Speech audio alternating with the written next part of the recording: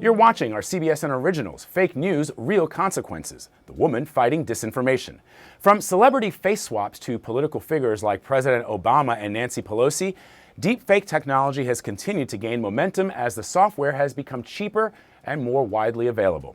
CNET senior producer Dan Patterson shows us the process of creating a deepfake and how they can now be made for next to nothing. Deepfakes are videos that have been digitally manipulated to depict a person saying or doing things that they never did. There are a few different types of deepfakes. There is the traditional deepfake video that requires artificial intelligence and neural networks, and there is a cheap fake that really just requires your home PC or even a laptop. Now, these real deepfakes lean on a type of artificial intelligence called a neural network. These neural networks are like reinforcement learning. This is a little like learning to play the piano or the violin, where you initially make a lot of mistakes, but you can hear that melody. And as you get better, you reinforce the correct notes. Suddenly the melody pops and it sounds like beautiful music. Same thing with a deepfake. It learns by looking at video of a subject over time. The neural network reinforces what is a correct image. It gets rid of all of the images that aren't good for the video you're trying to create, and the artificial intelligence then fills in the gaps. A cheap fake, on the other hand, uses tools that are commonly available, or even graphic processors that are used for video games and available for maybe $200 or $300. Now, these types of videos, this type of content, is used with tools that are pretty commonly available. You just slow down the video, add an audio track that sounds kind of similar, and then optimize the content to go viral on social networks. The quality of the content of a cheap fake is less important than a true deepfake. We're entering an era in which our enemies can make it look like anyone is saying anything at any point in time. There are a few great examples of deepfakes. In 2018, the comedian Jordan Peele made a very famous deepfake using President Obama. Like Jordan Peele. This is a dangerous time. Where he addressed some of the challenges of fake news and fake content.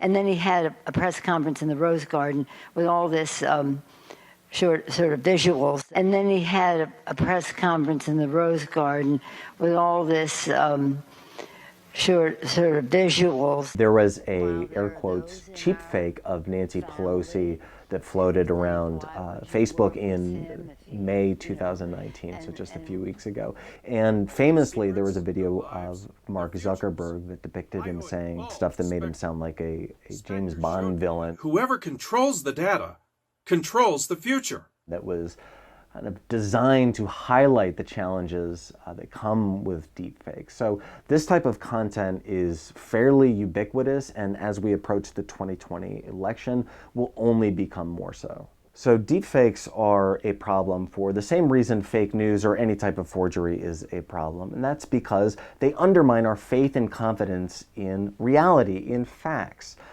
They're particularly effective because they spread virally on social networks. They're optimized to spread fast. The real power of a deepfake video is its ability to speed through the social web. Often these videos are optimized for social networks using the same techniques that we use for traditional content. So we might call this SEO, that's search engine optimization, so that they surface high on search engines. Or they use incendiary language that is designed to get a click, a like, or a share. And often this happens long before any type of analysis of the video is done. Deepfakes can be harmful for a number of reasons. You can certainly understand the political damage that might be done if a politician were mimicked saying something about a group of people or a nation, an ally. And think about the damage that could happen to the stock market if a business leader was mimicked into saying something that affected the stock price of a company or an entire industry. But there are a lot of examples of deepfakes that could be harmful on a smaller scale, on a personal scale. You can certainly understand how bullying affects teenagers, and now that deepfakes are pretty easy and inexpensive to create, you can certainly see how faked video content targeted at a school or at a peer could do a lot of damage to your community.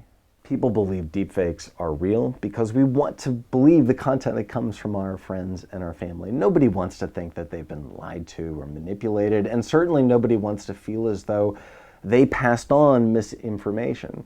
So deepfakes are dangerous and a challenge because they leverage the trust relationship that we've built up between our friends and our family.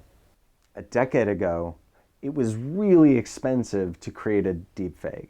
It cost processing time and energy, and it cost the intellectual energy of someone to code or to create artificial intelligence algorithms. Certainly you can remember the early Pixar movies where they were beautiful, but it took days to create and render just 1 or 2 frames. Fast forward now, and it costs only about $200 to buy a GPU that most people use for gaming, to play video games, or even a PlayStation or Xbox, just a few $100s.